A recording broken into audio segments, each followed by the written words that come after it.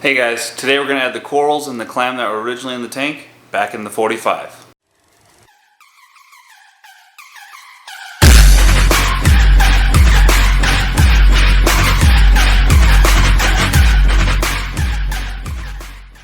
Alright guys, so as I mentioned, today we're going to add the clam and the original corals as well as a couple other pieces in the 45-gallon tank. I've spent the last month having them in their own separate tank where I was able to remove any bubble algae or any other pests that I observed, dipping them once a week, scrubbing them, and doing like nearly 100% water changes to ensure that there were no bubble algae spores. So I am confident that we can go ahead and add these items in the 45-gallon reef and get this thing looking more like a coral reef tank. So for those of you that don't know, I have a squamosa clam. I'm just going to show you guys here. Let's see, there it is. I picked it up when it was about 1 inch wide at Aquatic Art in Denver, or Highlands Ranch. Brought it home and it and the one in the 75 just took off. As you can see, they're bigger than my hand. So that thing is going to go front and center in the 45 just because I want it to be a showpiece. And I think it's going to look really good there. A few things, I've already went ahead and drip acclimated it.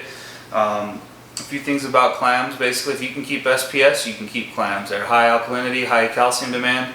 I do feed this tank phytoplankton and occasionally reefroids. I really don't have a set schedule for that, and that seems to have been successful with this clam. Whereas the 75, I do feed it nightly phytoplankton and reefroids every 2 days. And they're both very similar in size and coloration, so I really don't see that being a factor in its growth. But let's go ahead and get this thing in the tank because it's been sitting out quite a while. Alright guys, I went ahead and turned off all the flow so we can add this clam and corals back in the tank. And this is a top-down view for you guys. So here goes the clam. As you can see, let's see, there it is. He's a pretty good sized specimen. Just go ahead and set them, like I said, one in front and center. And because it is and again, I'm pretty sure it's a squamosa clam. I don't remember, and I'm not an expert when it comes to this, but they like the sand bed. And I have a little mysterious snail that snuck his way into the clam holding area, so we'll go ahead and throw him in there also. Now I'll be right back for the corals.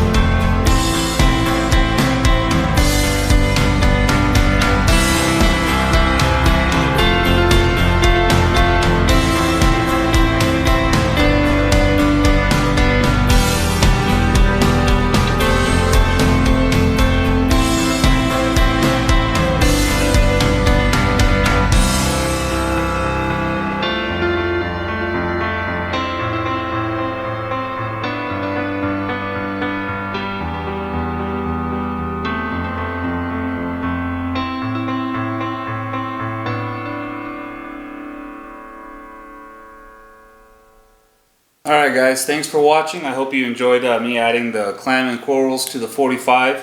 I know they look a little rough, but it's because they've had a rough month as far as trying to get rid of any bubble algae that they had. But I'm confident that they will turn around here in the 45, and keep on looking for further updates. And like, comment, subscribe. Thanks for watching, guys.